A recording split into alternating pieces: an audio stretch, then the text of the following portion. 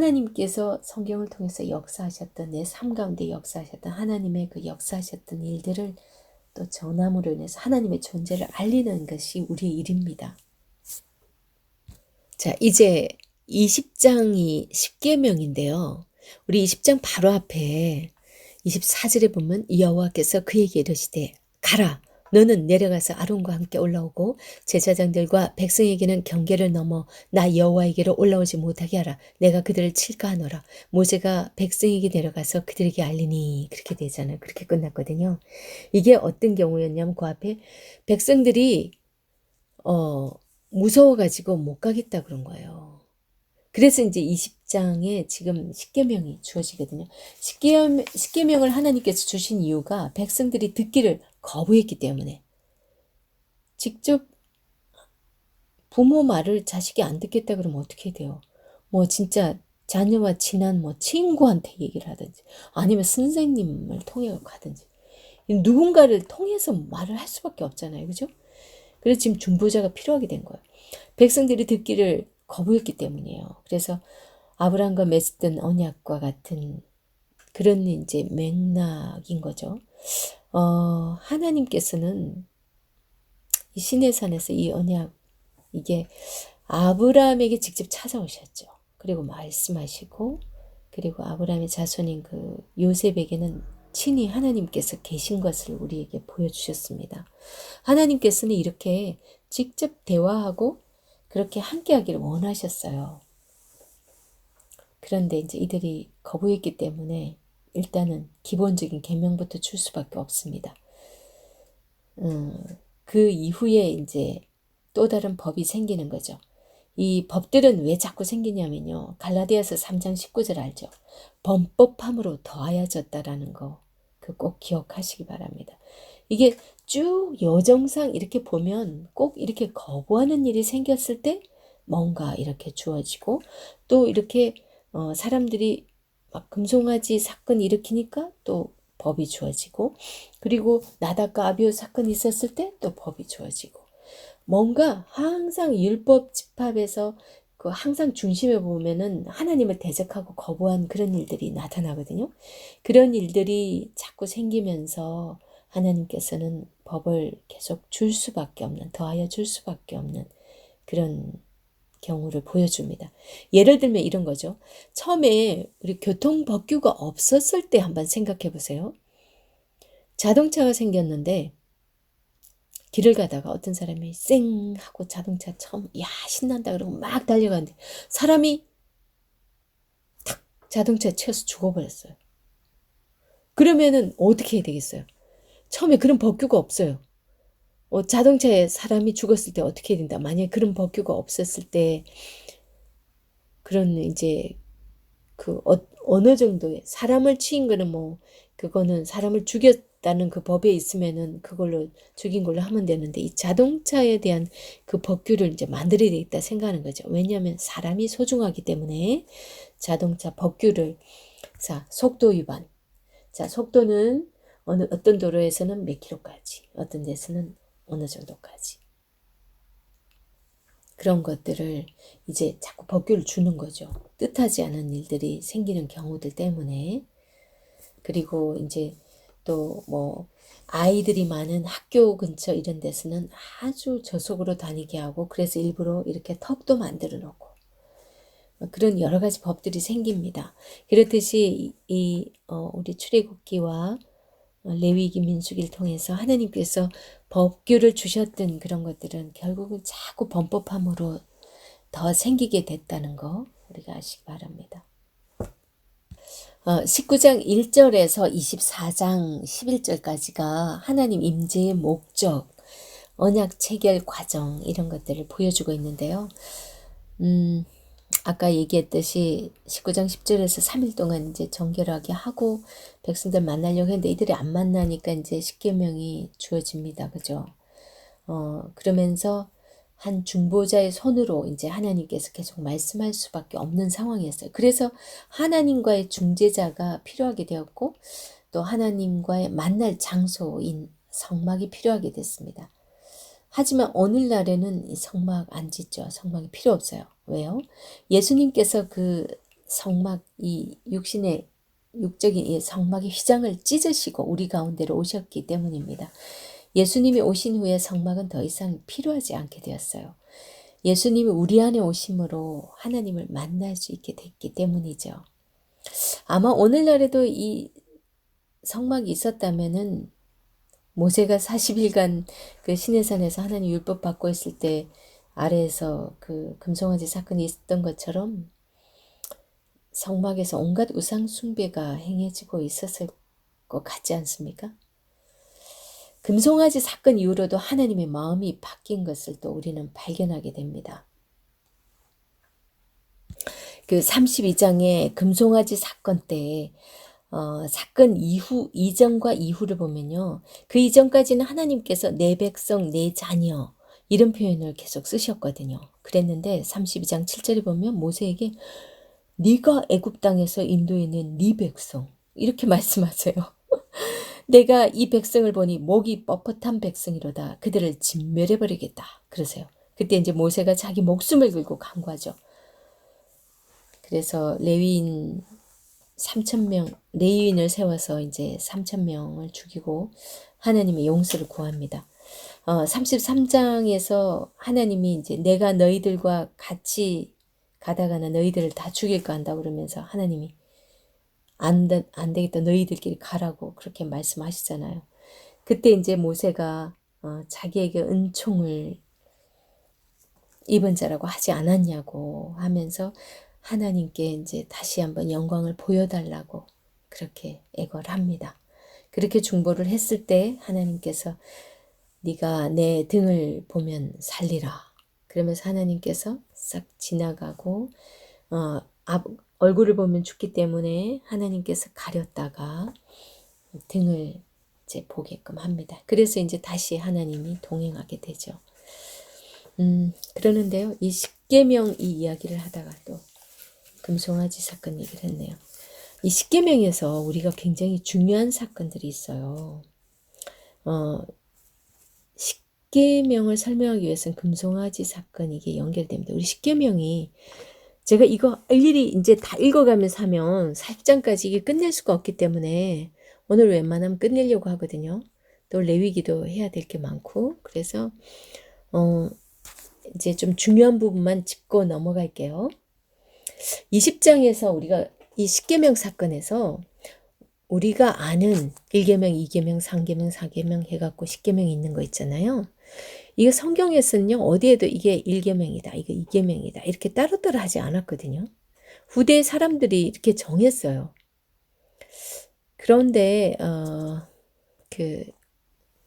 저쪽 카톨릭 쪽에서는 이 십계명에서 9계명하고 10계명을요. 저희 여기에서는 이제 우리가 십계명에서 네 이웃의 집을 탐내지 말라.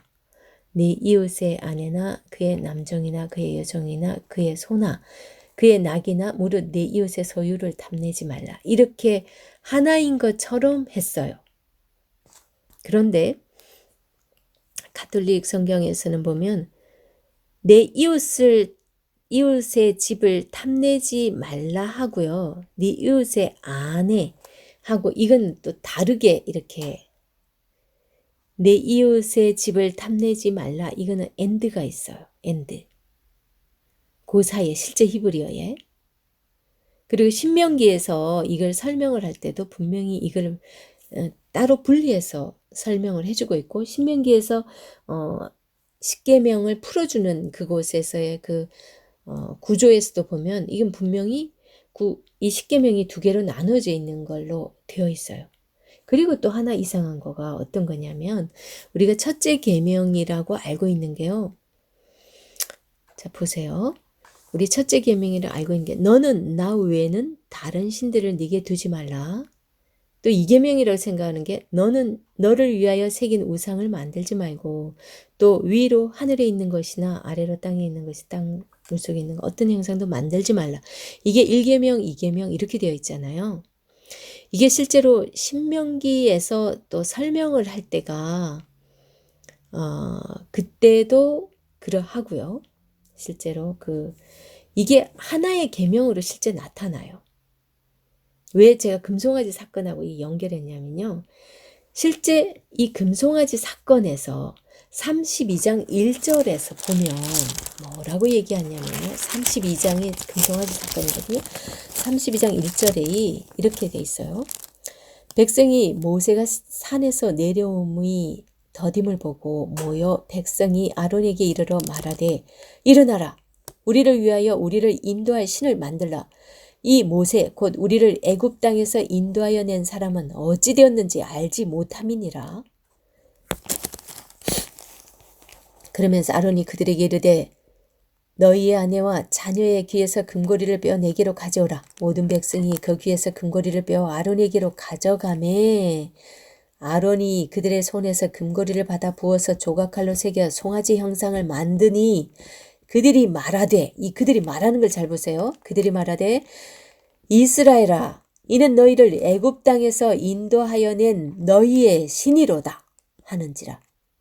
이 얘기랑 이거랑 출애굽기 20장 2절에 나오는 나는 너를 애굽 땅 종되었던 집에서 인도하여 낸 네 하나님 여호와라 하는 이 부분하고요.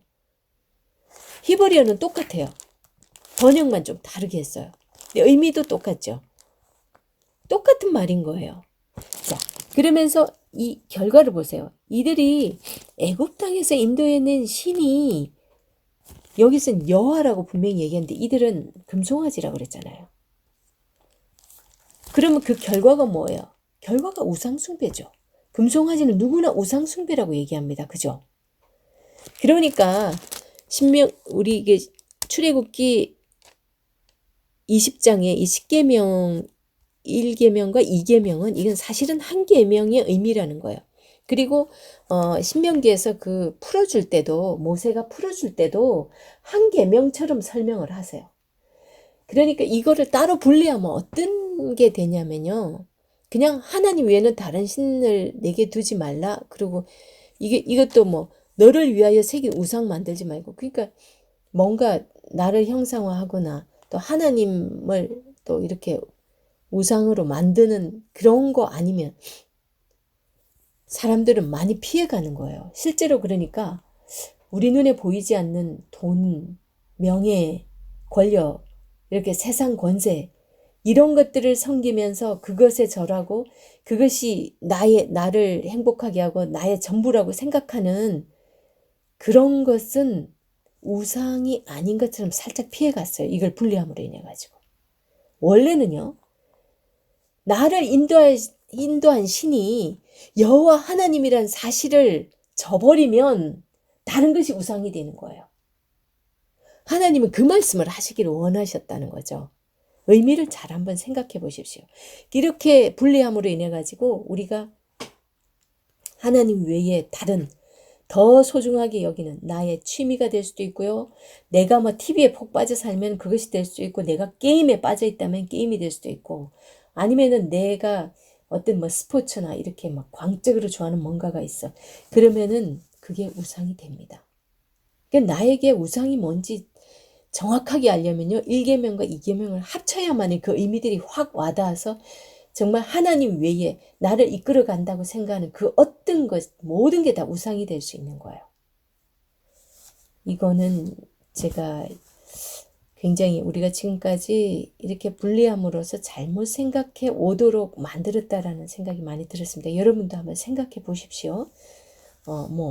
원래대로 그냥 그대로 분리해서 하겠다 하면 하시고 저는 사실을 알려드립니다. 그런 상황이 이 금송아지 사건에서 보더라도 실제 하나님이 자기들을 이끌어낸 신이라고 믿었던 그 결과가 우상 숭배가 돼버린 거예요. 그러니까 이게 1계명과 2계명이 하나가 돼야 맞는 거고 마지막 계명에 내 이웃의 집을 탐내지 말라. 이거 다음에 원래는 접속사가 있어요. and가 있어요. 그런데 우리나라 말에는 아닌 것처럼 해서 하나로 뒤에 같이 그 소유 탐내지 말라로 해버린 거예요.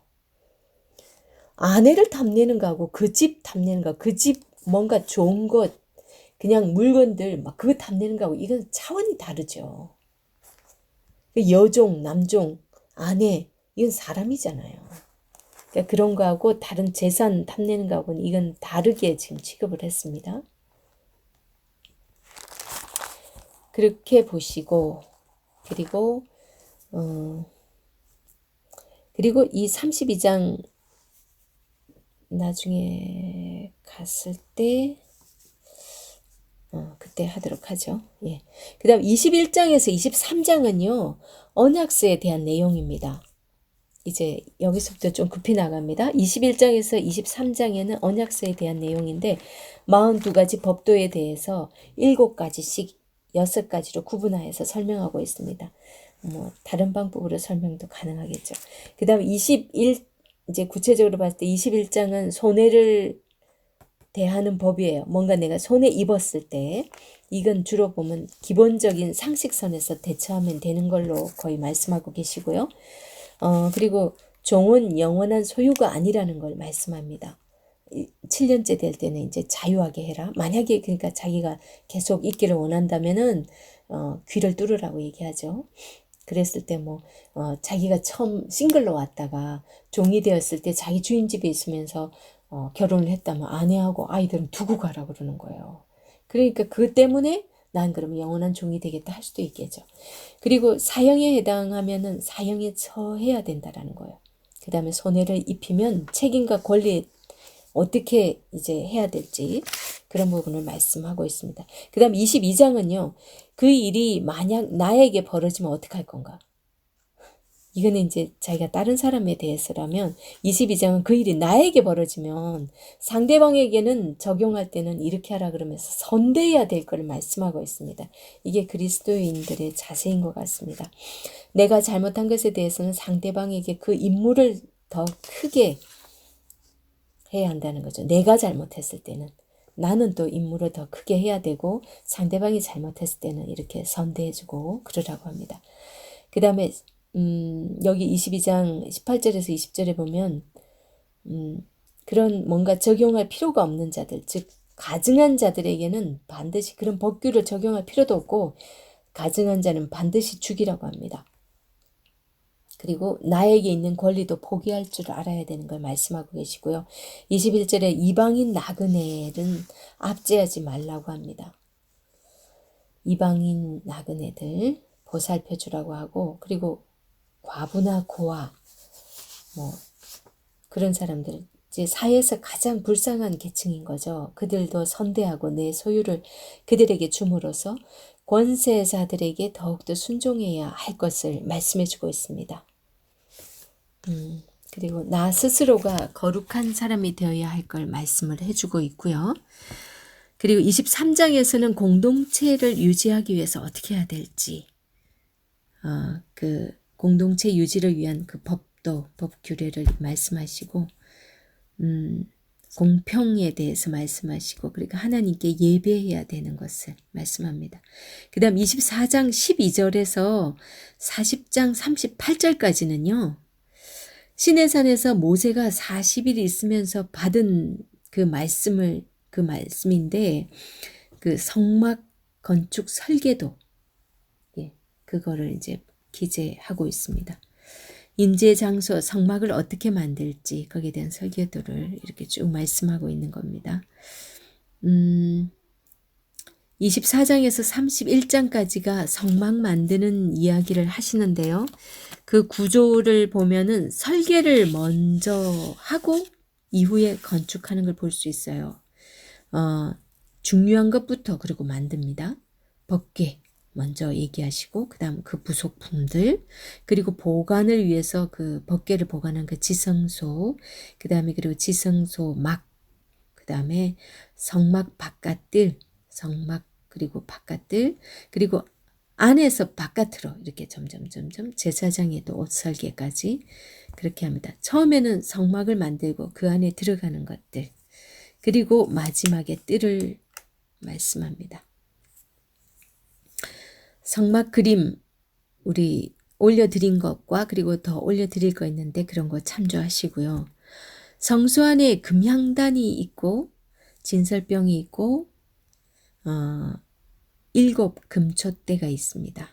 그리고 휘장 안에 증거궤가 있고 뜰 바깥에 이제 물두멍이 있어요. 이 물두멍은 손 씻는 곳이죠. 이게 나중에 바다라고도 합니다. 제사장들이 손 씻는 곳이 물두멍이죠. 그리고 향을 피우고 향을 피우는 곳이 있는데 금향단 바깥이죠. 바깥에서 뜰 바깥에 이제 향 피우는 곳이 있고요. 그 다음에 계시록 4장에서 5장에 보면 하늘 성소 모양이 그려지잖아요.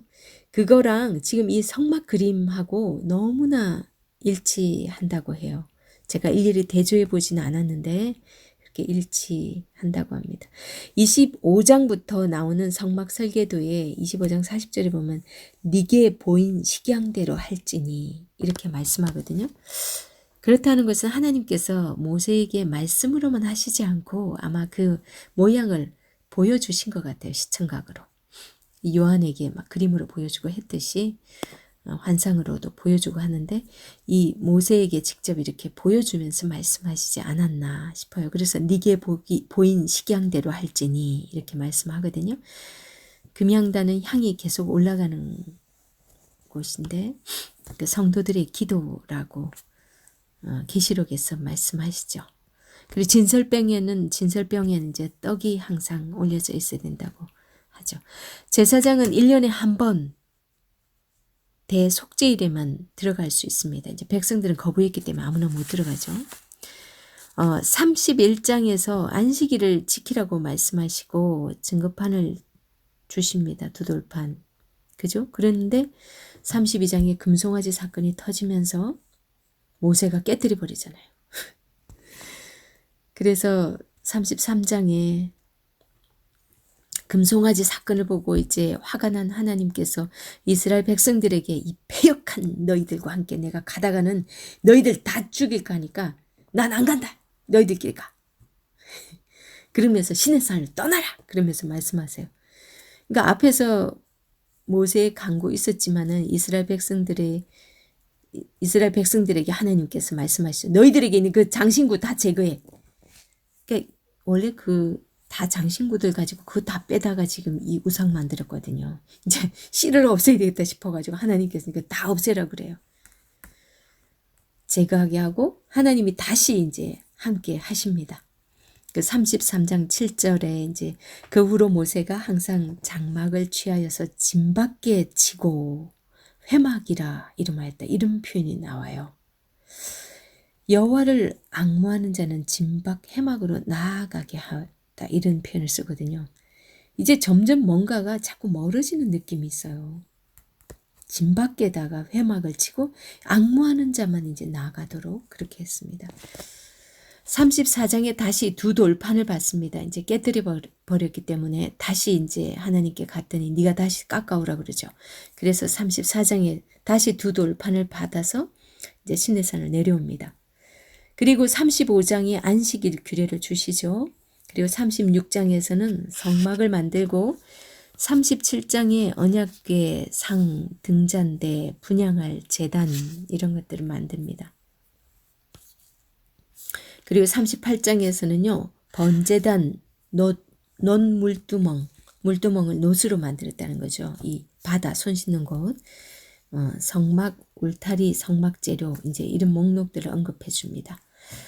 그리고 39장에는 제사장의 옷 규례 이게 흉패를 짜는 과정을 이제 보여주고 있어요. 성막의 모든 역사를 이제 이렇게 해서 마칩니다. 40장에 이제 성막 봉헌식을 하죠.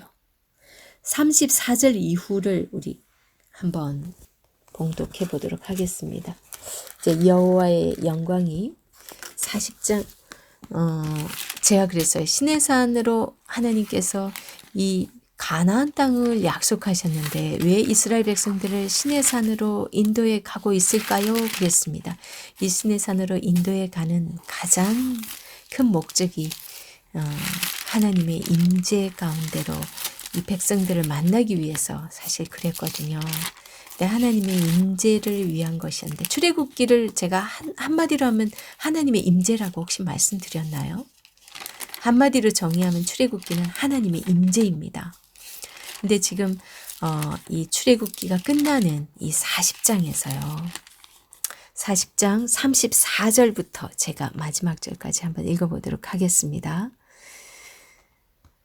구름이 회막에 덮이고 여호와의 영광이 성막에 충만하매 모세가 회막에 들어갈 수 없었으니 이는 구름이 회막 위에 덮이고 여호와의 영광이 성막에 충만함이었으며 구름이 성막 위에서 떠오를 때에는 이스라엘 자손이 그 모든 행진하는 일에 앞으로 나아가고 구름이 떠오르지 않을 때에는 떠오르는 날까지 나아가지 아니하였으며 낮에는 여호와의 구름이 성막 위에 있고 밤에는 불이 그 구름 가운데에 있음을 이스라엘의 온 족속이 그 모든 행진하는 길에서 그들의 눈으로 보았더라. 그럽니다. 여호와의 영광이 성막에 충만한 그 모습을 이제 보여줍니다. 여기 보면 하나 조금 이상한 게 있어요.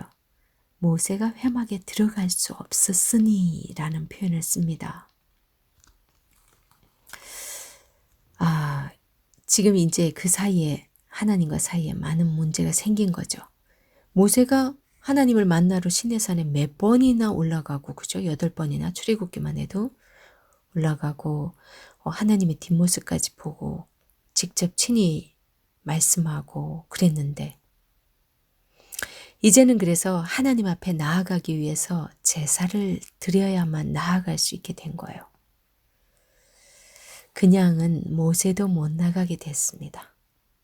그래서 율법의 중심에는 그 죄가 있다고 그랬어요. 여기서 이제 금송아지 우상 숭배가 이제 그 율법의 중심에 또 있는 거죠. 그래서 갈라디아서 3장 그 19절에 죄가 더하여짐으로 율법이 더해졌다라는 그 표현을 씁니다. 그 3장 19절에서 그 말씀을 하게 된 바울은 이들이 믿지 아니함으로 계속 그런 이제 불순종이 나타난 것을 말씀을 하세요. 갈라디아서에서 1절에 3장 1절에서 보면 그 결과 답이 범법함으로 율법이 더하여졌다라는 얘기를 합니다. 성막은 거룩하심의 상징입니다. 그런데 이 나중에 성막이라는 표현을 쓰다가 이제 회막, 성막 바깥에 회막, 진 밖에 회막이라는 표현을 쓰거든요. 그거는 금송아지 사건 이후 처음으로 하나님과 만나는 장소가 회막, 진 밖에 회막이라는 것을 강조해주고 있습니다. 이제 백성들이 죄로 인해서 이 거룩함의 상징인 하나님을 이제 더 가까이 두지 못하고 이제 하나님께서 진 밖에 머물 수밖에 없었던 이들이 너무 패역하고 그들의 죄로 인함인 거죠. 자, 이런 걸 보면서 우리 출애굽기 처음 시작할 때 하나님께서 출애굽을 시키기 위해서 하나님의 사람을 준비하는 걸 우리 봤습니다. 그죠? 모세를 80년을 준비했어요. 그죠? 그러니까 하나님께서 사람 준비가 제일 어려웠을 것 같습니다. 우리가 그런 걸 알면서도 우리 스스로도 때로는 나 아니면 딴 사람 하겠지 이러면서 쉽게 생각하고 나는 뭐 돈만 열심히 벌면 되고 그냥 하나님의 이름 뭐 목사님이나 전도사님들 그런 사람들이 하면 되지 뭐 이런 생각을 하는데요. 우리가 베이직 교회에서 배운 게 뭡니까? 그리스도인으로 산다는 게 뭘까요? 하나님이 진짜 원하는 건요. 거룩한 백성으로 제사장 나라가 되라는 거거든요. 우리가. 그렇다면은 내가 정말 어떻게 삶으로 인하여 내 삶을 보고서 많은 믿지 않는 자들이 진짜 하나님에 대해서 궁금하게 여기고 진짜 하나님이란 분이 살아있나 봐. 어머 저 사람 안 그랬는데 저렇게 변했어. 이렇게 하면서 내가 제사장 나라로서 하나님께로 인도할 수 있는 그런 사람이 되어 살기를 원한다는 것을 참 출애굽기를 제가 준비하면서 참 뼈저리게 많이 느낍니다. 그래서 우리는 하나님의 사람으로 준비된다는 거 그거는 내가 한 사람의 진정한 그리스도인이 된다는 것이 아닌가 하는 생각이 듭니다. 그리고 그 이후에는 나아가서는 또 이제 모르는 사람들에게 또 하나님을 제대로 또 전하기 위해서는 또 하나님에 대해서 제대로 알아야 되겠죠. 그런 다음에는 내 삶이 또 제대로 받쳐주기 위해서는 말씀을 제대로 알아야 되고요. 그래서 하나님에 대해서 제대로 알 때 또 자신 있게 한 사람에게라도 제대로 전할 수가 있겠죠. 우리가 이 땅에서의 가장 중요한 사명이 생명을 살리는 사명입니다. 의사는 우리 인간의 육신의 생명을 살리지만 하나님의 말씀을 전하는 전도자로서 제사장으로서 사는 그 삶은 영원한 생명을 살리는 일입니다. 더 소중한 거겠죠. 그것이 우리 모두를 향한 사명이 아니겠나 하는 생각이 듭니다.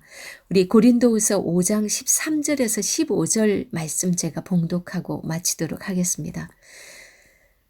우리가 만일 미쳤어도 하나님을 위한 것이요 정신이 온전하여도 너희를 위한 것이니 그리스도의 사랑이 우리를 강권하시는도다. 우리가 생각하건대 한 사람이 모든 사람을 대신하여 죽었은즉 모든 사람이 죽은 것이라. 그가 모든 사람을 대신하여 죽으심은 살아있는 자들로 하여금 다시는 그들 자신을 위하여 살지 않고 오직 그들을 대신하여 죽었다가 다시 살아나신 이를 위하여 살게 하려 하심이라. 아멘. 기도합니다. 하나님 아버지 감사합니다. 긴 출애굽의 여정을 함께하였습니다.